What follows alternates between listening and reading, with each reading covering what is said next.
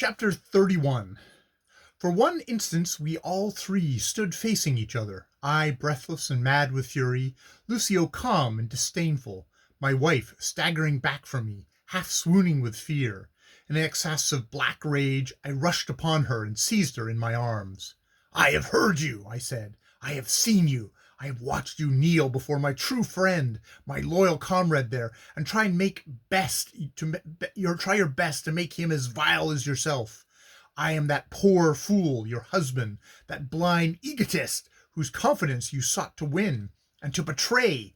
I am the unhappy wretch whose surplus of world's cash has bought for him in marriage a shameless courtesan. You dare to talk of love? You profane its very name. Good God! What are such women as you made of? You throw yourself into our arms. You demand our care. You exact our respect. You tempt our senses. You win our heart. And then you make fools of us all. Fools, and worse than fools. You make us men without feeling, conscience, faith, or pity. If we become criminals, what wonder? If we do things that shame our sex, is it not because that you set us the example? God, I who love you, yes, loved you in spite of all that my marriage with you taught me, I who would have died to save you from a shadow of suspicion, I am the one out of all the world you chose to murder by your treachery." I loosened my grasp of her. She recovered her self-possession by an effort, and looked at me straightly with cold, unfeeling eyes. "What did you marry me for?" she demanded. "For my sake or for your own?" I was silent, too choked with wrath and pain to speak. All I could do was hold out my hand to Lucio, who grasped it with a cordial and sympathetic pressure. Yes, I fancied he smiled. "Was it because you desired to make me happy out of pure love for me?" pursued Sybil, "or because you wished to add dignity to your own position by wedding the daughter of an earl? Your motives were not unselfish. You chose me simply because I was the beauty of the day, whom London men stared at and talked of, and because it gave you a certain prestige to have me for your wife, in the same way as it gave you a footing with royalty to be the owner of a Derby winner. I told you honestly what I was before our marriage. It made no effect upon your vanity and egotism. I never loved you. I could not love you. I told you so. You have heard, so you say, all that has passed between me and Lucio. Therefore you know why I married you. I state it boldly to your face. It was that I might have your intimate friend for my lover. That you should pretend to be scandalized at this is absurd. It is a common position of things in France, and is becoming equally common in England. Morality has always been declared unnecessary for men. It is becoming equally unnecessary for women." I stared at her, amazed at the glibness of her speech, and the cool, convincing manner in which she spoke, after her recent access of passion and excitement. "You have only to read the new fiction," she went on, a mocking smile lighting up her pale face, "and indeed all new literature generally, to be assured that your ideas of domestic virtue are quite out of date. Both men and women are, according to certain accepted writers of the day, at equal liberty to love when they will, and where they may. Polygamous purity is the new creed. Such love, in fact, so we are taught, constitutes the only sacred union. If you want to alter this movement and return to the old-fashioned types of the modest maiden and the immaculate matron, you must sentence all the new writers of profitable purity to penal servitude for life, and institute a government censorship of the modern press. As matters stand, your attitude of the outraged husband is not only ridiculous, it is unfashionable. I assure you I do not feel the slightest prick of conscience in saying I love Lucio. Any woman might be proud of loving him. He, however, will not or cannot love me. We have had a scene, and you have completed the dramatic effect by witnessing it. There's no more to be said or done in the affair. I do not suppose you can divorce me, but if you can, you may. I shall make no defense." She turned as if to go. I still stared dumbly at her, finding no words to cope with her effrontery, when Lucio's voice, attuned to a grave and soothing suavity, interposed.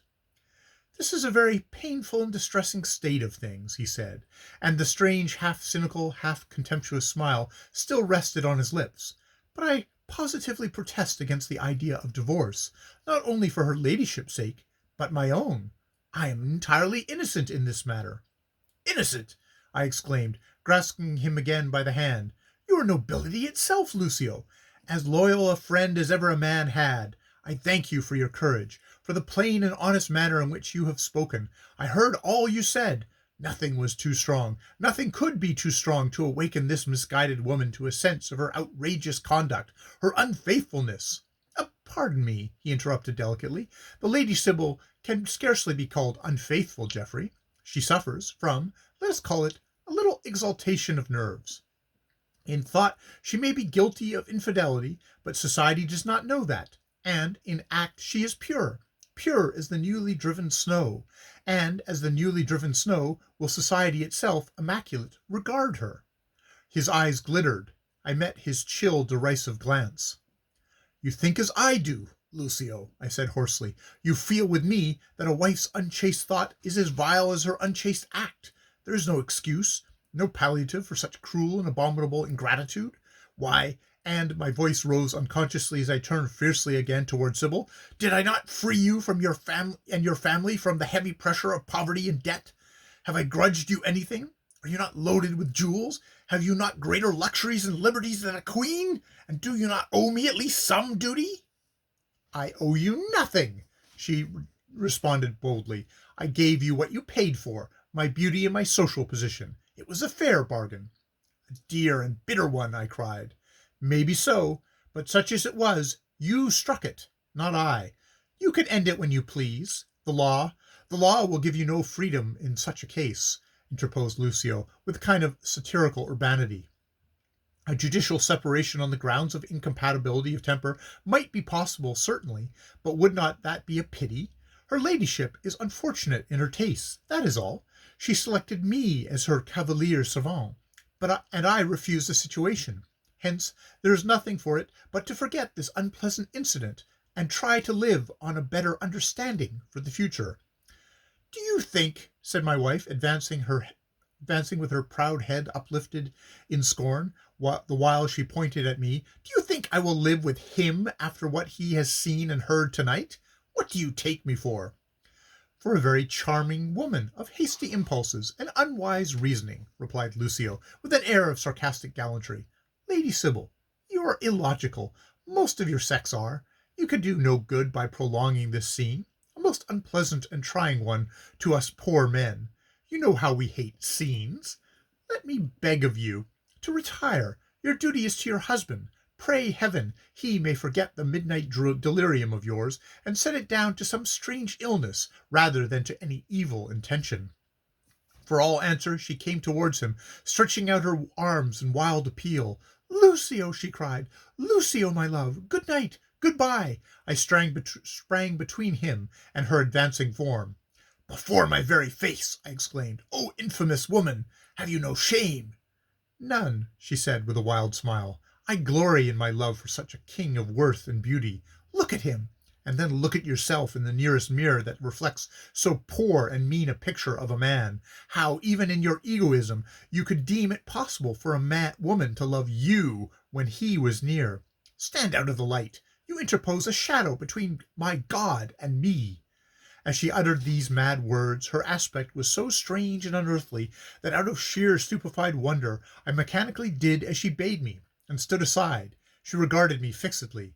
I may as well say good-bye to you also, she observed, for I shall never live with you again. Nor I with you, I said fiercely. Nor I with you, nor I with you, she repeated like a child saying a lesson. Of course not. If I do not live with you, you cannot live with me. She laughed discordantly, then turned her beseeching gaze once more upon Lucio. Good-bye, she said. He looked at her with a curious fixity, but returned no word in answer. His eyes flashed coldly in the moonlight like sharp steel, and he smiled. She regarded him with such passionate intenseness that it seemed as though she had sought to draw his very soul into herself by the magnetism of her glance. But he stood unmoved, a very statue of fine disdain and intellectual self-repression. My scarcely controlled fury broke out again at the sight of her dumb yearning, and I gave vent to a shout of scornful laughter. "By heavens, a veritable new Venus and a reluctant Adonis!" I cried deliriously. "A poet should be here to immortalize so touching a scene. Go, go!" And I motioned her away with a furious gesture. "Go, if you do not want me to murder you. Go with a proud conscience that you have worked all mischief and ruin that is most dear to the heart of a woman. You have spoilt a life and dishonored a name. You can do no more. Your feminine triumph is complete. Go! Would to God I would never see your face again. Would to God I had been spared the misery of having married you." She paid no attention whatever to my words, but she kept her eyes fixed on Lucio. Retreating slowly, she seemed to feel rather than to see her way to the winding stair, and there, turning, she began to ascend. Halfway up she paused, looked back, and fully confronted us once more. With a wild, wicked rapture on her face, she kissed her hands to Lucio, smiling like a spectral woman in a dream. Then she went onwards and upwards, step by step, till the last white fold of her robe had vanished, and we two, my friend and I, were alone. Facing one another we stood, silently. I met his sombre eyes and thought I read an infinite compassion in them. Then, while I yet looked upon him, something seemed to clutch my throat and stop my breathing. His dark and beautiful countenance appeared to me to grow suddenly lurid as with fire. A coronal of flame seemed to tremble above his brow. The moonlight glistened blood red. A noise was in my ears, of mingled thunder and music, as though the silent organ at the end of the gallery were played by hands invisible. Struggling against these delusive sensations, I involuntarily stretched out my hands. "Lucio," I gasped. "Lucio, my friend, I think I am dying. My heart is broken." As I spoke, a great blackness closed over me, and I fell senseless. End of chapter 31 of The Srrws of Satan.